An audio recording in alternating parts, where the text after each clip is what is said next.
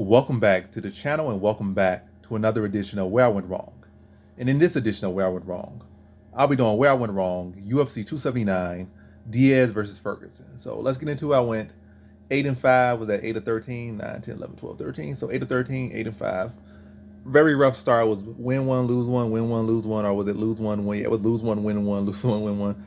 Then like one point it was lose, lose. And then we came to the main card or something, and I went 5 straight. So we focusing on the losses. We're not focusing on the wins. We're just gonna see like how can we do better. And I guess next time these guys come around and what to learn from it. I ain't gonna go focus on the pros. The pros. Maybe I'll get another video I did and upgrade this thing, and it's like always pushing this stuff into the future and hopefully the near future, instead of just pushing to the future to say like tomorrow we doing a full upgrade and this whole channel about to change. We're not gonna be saying no low nail polish removal in the background. You about to see some upgrade, but for now we in the present, we in the day, and that ain't gonna happen overnight necessarily. But yeah. So 8-5. Let's focus on the first L. The first L was Weeks versus Johan Linnaeus, and with this one, I'm gonna take it mentally as a W, mentally, but obviously physically and presently L is an L, so it is what it is. But the judges were on BS for that fight. Y'all might say the G Gang fight was the big robbery, but this was the biggest robbery of the night.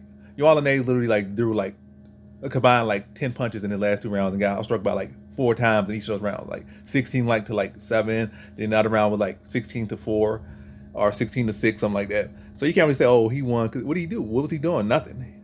He really was doing. Did he land with such big conviction and big power? Did he drop his opponent? Did he rock his opponent, have him doing start flossing out there, start roller skating? He didn't. He didn't land with that much damage more. Matter of fact, for Weeks actually hit him harder, but in those rounds, well, especially later round. But yeah, and that's Weeks wasn't really going for no kill, or really wasn't doing more than mostly just controlling the fight with holding against the cage. But still, if the other guy, you landed more shots, landed more damage, you controlling the fight, the other guy ain't doing nothing. Why are you leaning to him? What the judge is saying, I do not know. But it's one thing. It's not gonna say, oh, I learned less because Johan Linnaeus hits harder, and the other guy not really hitting so much. Weeks doesn't hit hard enough. He doesn't commit to shots. He's more so defensive minded, and he doesn't throw a whole lot of volume and doesn't throw a whole lot of intensity. So Johan Linnaeus gonna get a gifted bow wrap because he at least swings sloppily and swings with conviction and power, even if he dips off heavily after the first round. So I feel like my prediction on that was perfect. But obviously, as I always say, a good win, or I don't know, let's say, a win by any means is still a win. So I got an ugly, lucky, gifted bow wrap victory. It's a W. That's all it's going to be at the end of the day. You got the perfect prediction. If the judges don't see that way, it's an L. You could bet $1 million down, and a guy wins by a complete robbery, and you put the money on the right side, you win. Win and lose. This is about how the judges see it. If it goes to decision, or even say a one big punch in the fight they're completely losing, or just the judges saying it a different way, the winner is the winner, and that's just how it goes. That's how life goes. So yeah, that's what it is, and that's what it is. Johan Linnaeus won, but I can't say, oh, what lessons can I learn? I already know, already from his couple of fights I've seen, I already know who Johan Linnaeus is. So if somebody could take him out of that first round, probably, matter of fact, the best thing probably do against Johan Linnaeus is live bet him, or live bet against him after the first round, because he could put up some good numbers that first round, and everybody oh my God, this guy gonna do this. Nah, that Johan Linnaeus guy is a fader. If he finds somebody decent that can go around, that's durable and tough, and just hanging in with him, live bet against him after the first round, and then you're gonna make a lot of money. That's the best way to pick against him. Obviously, this fight he was a dog, and obviously he catches the dog, but some other guys are gonna put him up where he ain't going too far. He's quick fade material, and he got gifted with a decision victory, but it's only gonna hurt him in the future because he's gonna stick around and get beat on for his lack of cardio, lack of endurance, lack of ability to push a pace or maintain a pace. That's what it is. But yeah, so that was the first L. Second L was I'm not gonna go in chronological order. I'm just gonna go off the top of the head. So second L, let's just jump to Collier versus Barnett. And congrats to Barnett, going through all that he's gone through to get a big win like that, and also took a lot of damage in that fight. He got his jaw broke or something, got his nose broke, something like that. But definitely got messed up and was going through a lot before the fight, going a lot during the fight, and it's still gonna continue to go through a lot of stuff after the fight as well. All the damage and then all the mental stuff going on. It's obviously not a fight that's going to take care of him for life. So he still got a lot of stuff to deal with in life. Now he gotta take some damage to deal with that and stuff. So good on him, and best luck to him as he goes on, continue. But Whether I fade him or not, that's a whole different matter. It's no personal beef or anything, or no personal issues with him. So, congrats to him and good luck with him. And but just off like research, I'm gonna have to like say that it's gonna lean one way or the other. But he won in the way I feel like he wins. You know, if he fights somebody decent, I feel like he won in the way he wins. Like either opponents like doing pretty well against him and like they burn himself out, or they doing well like combination doing well against him, and then like they try to take his back or something and they slip off and you on top of you to start like this mauling you. You can't get the big huggy bear off top of you. Or a case like with this fight, Dick Collier was tired, burned himself out trying to go for the finish early. There was had nothing left and he was trying to go for a takedown, probably trying to catch his breath before taking a shot, a sloppy takedown. Barnett capitalized, land on top and land ground and pound. So there definitely was value there for Barnett. And I think his only path to victory was via finish for the most part. And he got that. The only way he was winning was finish. Only way he could win was finish. And it happened the similar way I thought it could happen if he was to win. I just thought Collier, no, he showed a little more polish against Andre Arlovski and stuff. But I think he kind of maybe underestimated Barnett. And maybe, like I said, he got overzealous and overcommitted to that finish. And when it didn't materialize, he started to come apart. And Barnett thrived in that, that chaos. And he had more heart and more toughness than Collier. But yeah, this was supposed to be a big moment for Collier. But I think he, like I said, underestimated his opponent. And like, he had a big performance that he should have won against Arlovski, but judges saw it the other way. Then he had a big step down. And, he was doing what he was supposed to do, but like I said, didn't conserve his energy and it bit him in the butt. Bad. Bit him in the butt very bad. Bit him in the butt very bad. So yeah, it is what it is with that one. But I guess the thing is, like, it's not really a whole big lesson in necessarily the pick. I feel like the pick was logical and it should nothing really change with that. But as far as from a betting aspect, it should be a case of. It should definitely be a case more so of. Let's see, if Barnett is in there with a guy that's not fully solid, that's gonna go in there and fight like cool, calm, controlled pace and be able to just tactically pick them apart for, maybe to a stoppage or to a decision, and you're gonna leave opportunities out there like that, then there's value. And even if it's not the case, if the guy's not just fully solid, like there's really absolutely no path to victory for Barnett, unless if that's the case, then there's value on Barnett. I feel like it's going to be more clear as it goes on, but at this level, where it's not really the highest level of the heavyweight division, kind of like that middle area or middle to low area of the heavyweight division, it's still a lot of gray area. And that, like I said, in that gray area, there's value. But obviously, he gives us up. It's a very clear ceiling for Chris Barnett. Very clear ceiling. But, and same for Collier as well. It's a clear ceiling. These guys clearly aren't nowhere near the best in the division, but they can hang around the middle in that gray area. But, yeah. Now, I feel like everything I know about both guys is still the same. Matter of fact, I feel like Barnett's stock kind of stayed the same, but he maintained, he's sticking around. Collier's stock dropped significantly, so. But I feel like he still beat a lot of people in the weight class, so good for him in that aspect. But again, still in that middle to gray area. But that's all I'm gonna say about that one. Ain't much to really say about that one, except that there was value definitely on Chris Barnett. As many of you saw, so there was value, and like when there's value, flip some coins on that. It's some value, so. Don't just completely write them off. And yeah, now on to the next L. We have, I'm not going to do it the whole thing, but yeah, Ann Hedlinger versus Haley Alating, or Alating Haley. And with this one, I try to, this was, I feel like it's a pretty common L I take. Not all the time L I take, but frequently enough, I'm like, I see it, but I don't see it. Sometimes it's like a frequent enough L. Like, and I would try to, I try to do chess with this prediction, and it didn't need all that. Alatang, I still feel like for the most part, he kind of telegraphs a lot of stuff he does. He's fast and explosive at what he does and powerful at what he does, but very limited at the same time. Very limited, often like kind of a weaker jab, overhand, then like a hook. Or then he kind of mix those three punches up. He really ain't got too much behind it. Like jab, not the best jab at all, not a really notable jab, good overhand, and a hook. And he mixed those things up. So I just thought like Ann Hedlinger had good foot movement, had more movement, had all that stuff. But my thing is like the juicy but broad way of looking at this fight is Ann Hedlinger is a slow starter for the most part. Alatank also come out pretty hot, pretty fiery. My thing was like that. The thing that should have been, and I was kind of on the boat with this different prediction. I was like, this, that, but I was saying like the thing that should have been versus what happened. What should have been is that Yes, Alatang is a fast starter. Yes, Chad Handler is a slow starter, but Handler has more movement and whatnot, and has more arsenal and seemingly higher fight IQ, seemingly. And he would come on late, and that would, I mean, he would come on, but like I said, let me say what should have happened. But the fact that to come rally behind from a younger fighter and all that stuff, it probably would need a stoppage. Now I said in my prediction that people are saying that his chin a little bit questionable, not Handler's chin, but Alatang's chin is pretty questionable. But he only got to stop one time. Like so the guy's chin pretty, like the guy's chin is pretty solid. I know he got hurt in the Gustavo Lopez fight a little bit, but his chin is still pretty solid and sturdy. It's not like he's no guy that's 40 or 38, 39 years old. So young guy, decent chin, and like I said, has held up. And he has had a lot of fights, so his chin should hold up. So if I was leaning to the guy to come from behind, you would need it more so a finish in that case. It would not be a case of, oh, he's going to come behind and just scoot out a decision. And also, a lot of things, so the age was on his side, a slow start was on his side, and obviously the guy had more pop and power on his punch and more speed. And that all comes with being younger as well. Well, helps being younger that you have those things versus when you're older, you kind of lose some of those things. But yeah. So actually, like I said, I try to outsmart myself better. I just feel like he come behind, but like you don't come behind him with a finish. As I said, like I probably said this like 20 times already.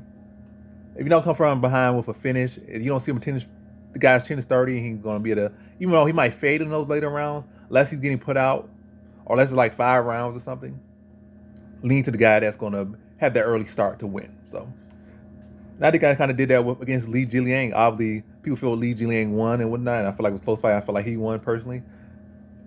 And obviously, I don't want to get played out that way necessarily. I would lean to Rodriguez. I feel like he's the better starter. Li Jiliang starts out getting hurt, getting rocked in a lot of these fights. Not as much now as he was maybe 4 years ago.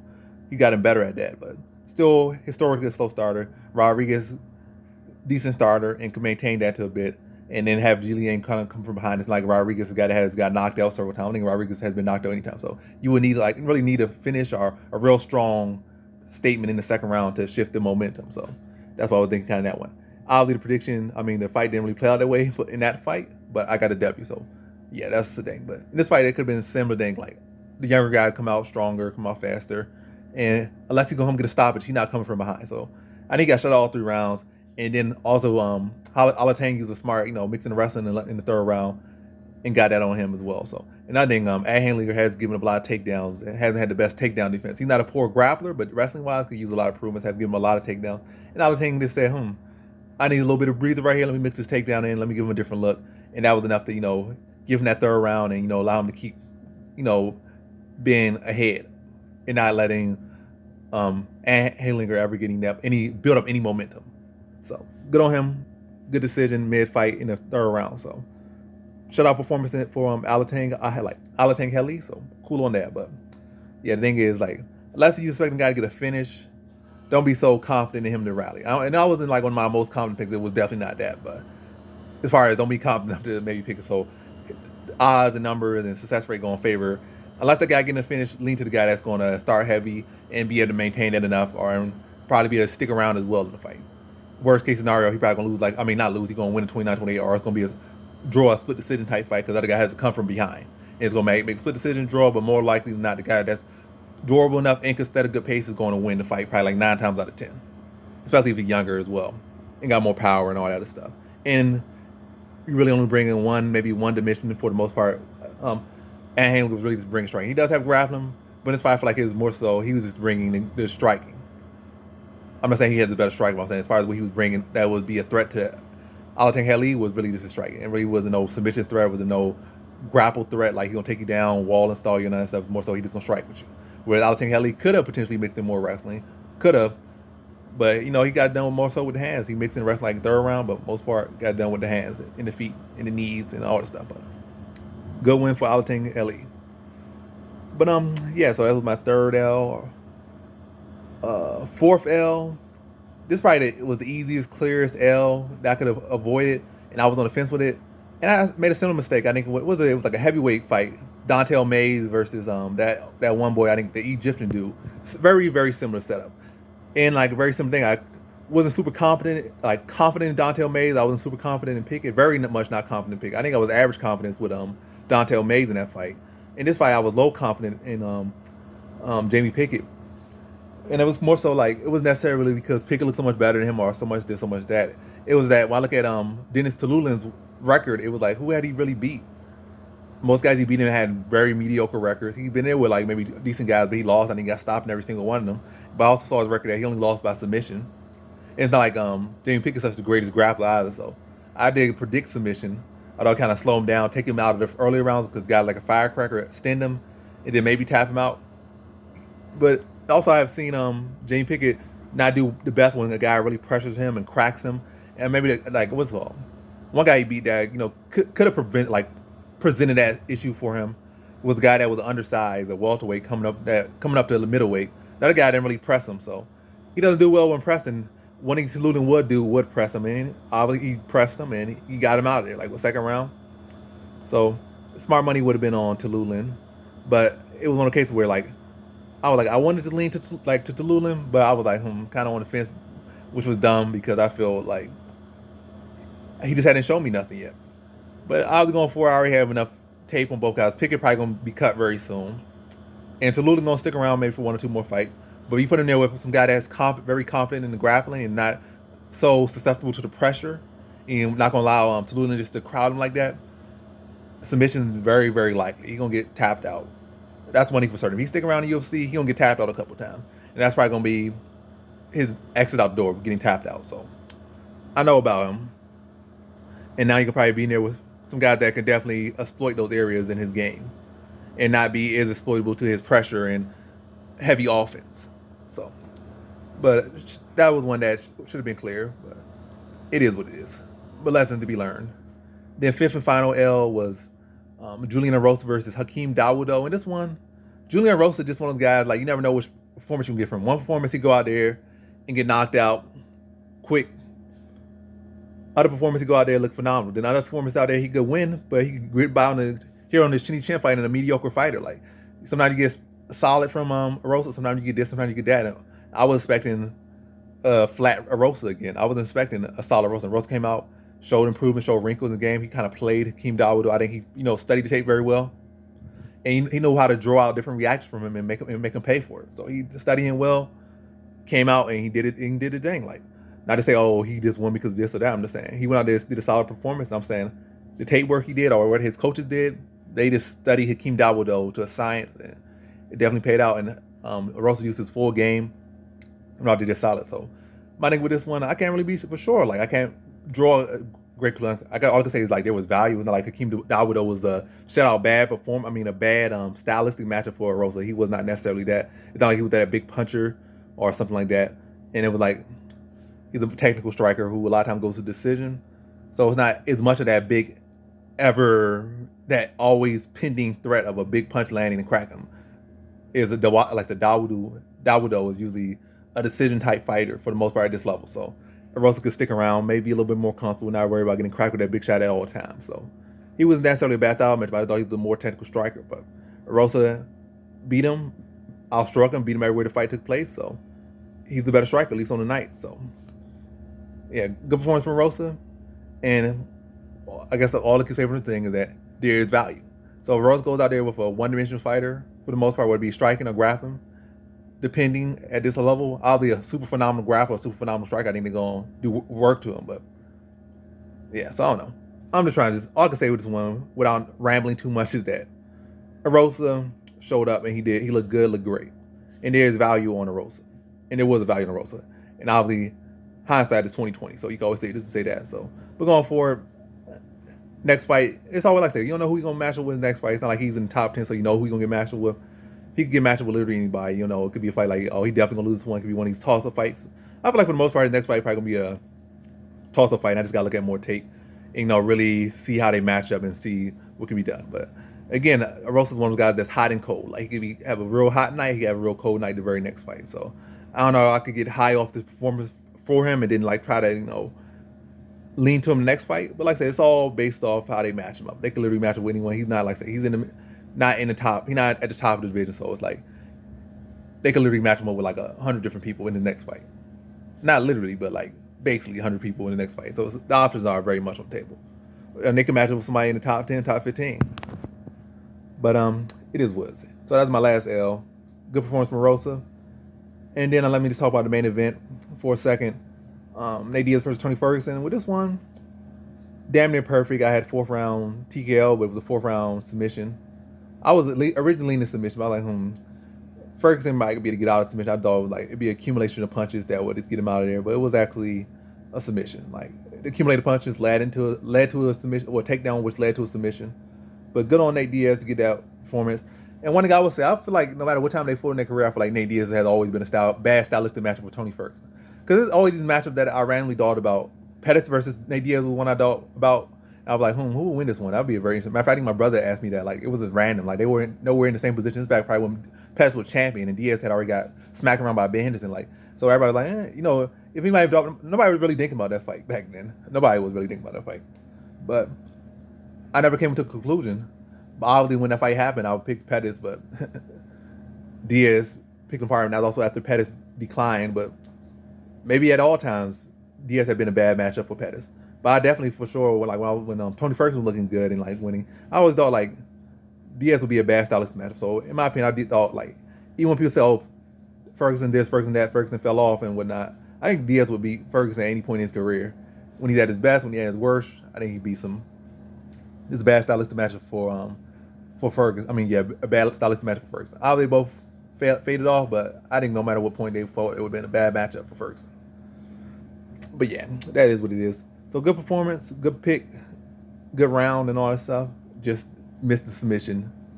And that was the icing on the cake. But yes, Ferguson. But like, let's get my thoughts. I feel like Ferguson's retired. Like, ain't really nothing for him. He's gonna give other people highlight reels. It's nothing for him. He can say, "Oh, he feel this, he feel that," but the man should retire. Even if he goes to another organization, Max bet who he fighting for the most part, because they could probably gonna give him a good guy in his first fight, and they probably gonna crack him, knock him out, probably like first round. Yeah, probably first round. Probably be cheering, doing backflips. Whole team gonna jump in the cage like they just beat Prime Ferguson or some championship. Like, you know how they do when you go to fell off. Fell off. You already got kicked around in UFC a bit. Do you jump off to another league like PFL, try and make some money or try to extend your career? You get sparked in your first fight over there, and you struggle to maintain consistency, or you just lose. Then you retire. Like, now I know I got it. If getting beat around in UFC was enough to know that you're done, getting beat around other organizations, they probably build them guys that's literally like 7-0 or something. That next bright prospect start beating you up, or some other guy that's like 42, but he been a journeyman his whole life, get a chance to beat you up and put you on the record. And they're like, yeah, I definitely lost it. But yeah, Ferguson should retire. Ain't really nothing for him out there, and it's not like he that big of a name value at this point either. He might feel like he is, but I don't feel no traction behind him. Like, he not good on camera. His fighting skills have faded. It's like really no interest factor for him except to get name value for the fact that he was an interim champion. But it's like really ain't much worth for him. Like, worth versus damage really ain't nothing out there for him because he ain't winning no major championship, and I don't even gonna pay him no real big money. Maybe they will. There's always stuff you can set up, but all in all, competitive. I feel like the biggest thing for that is the competitive aspect, and that is long gone. So he should retire. But that's just me. Like I said, if you said it, you can say all this and say all that, but at the end of the day, that's their job and that's their livelihood, so they can do this. But for his health, gotta start managing to use that brand he built for himself, his name he built for himself, to make some money on the side. Start a gym, do some workout classes or something, because it really ain't much out of him left to fight, or at least he ain't really winning right. There ain't no healthy balance, because it's gonna be L's after L. You just not fighting out there to make money, because you ain't fighting out there to win it really. He might mentally feel like he's winning, but he ain't winning as far as past this point consistently, or nobody really relevant. But yeah, that's that. Nate Diaz on the side, he can stick around for some bit. Like, I feel like Nate Diaz still got a good, he's got a good sense of himself. He ain't getting beat necessarily that badly, to be honest. Nothing that much different from his whole career. Like, he ain't getting nothing new type of beatings. Like, he's already taken enough beatings in his career. Like, nothing new. But it's not like getting like knocked unconscious, nothing like that. Obviously, I feel like he obviously one of the better guys in the division. Obviously not, whether it be lightweight or, matter of fact, he actually low key is one of the better guys at lightweight. If he skips by some stylistic matchups, he's still one of the better guys at lightweight. Welterweight, obviously hurt Leon Edwards, but let's be real. If he really fought everybody in that top 10 right now, he probably lose to like every single one of them. Like, he would literally lose to every single one. Lightweight, he could probably beat Poirier, to be honest. Like, in my opinion, honest opinion, he could beat Poirier. Would I pick Poirier to beat him or him to beat Poirier right now? I'm undecided, but he could beat Poirier. He could beat McGregor. He could potentially beat Dariush. It's like some names he could potentially beat. But those are wrestling guys that got all that cardio and all that nonstop pace. Those people gonna wrestle him up. He could be Chandler potentially, but yeah. So I'm not sure, but he definitely got way more life in him than Tony Ferguson. I'm gonna say. So he got, with that name value and the fact the attachment to McGregor as well as the name value of his own that he built up, the Diaz brothers that they built up, along with the connection to McGregor and got all those casuals that joined and gave him a whole new fan base as well and new money source. He could stick around probably 2-3 years more, maybe even longer depending. And it's not like a loss really mean much for him anyway. Man, record damn near even. So it's like he just a fighter. He's just a fighter, and people just come to see him win or lose. So Diaz could definitely stick around because he got value. Ferguson, like people still kind of care if he wins or loses. Diaz, people just come to see him fight. So and also like I said, he ain't taking as much damage as Ferguson, and he still got more left in his tank than Ferguson. And that was also part of my prediction. But anyway, good win for Diaz for what it's worth. Ferguson retire, in my opinion. What you do with your life is what you do. But in my opinion, retire. Diaz keep pushing it, but retirement ain't too far from you. Just collect all the checks you can, collect all the checks you can collect, and leave while you still got some sense about you. And that's my life advice. And that's the video. Thanks for watching. Like, comment, and subscribe, and come back for more videos. Peace.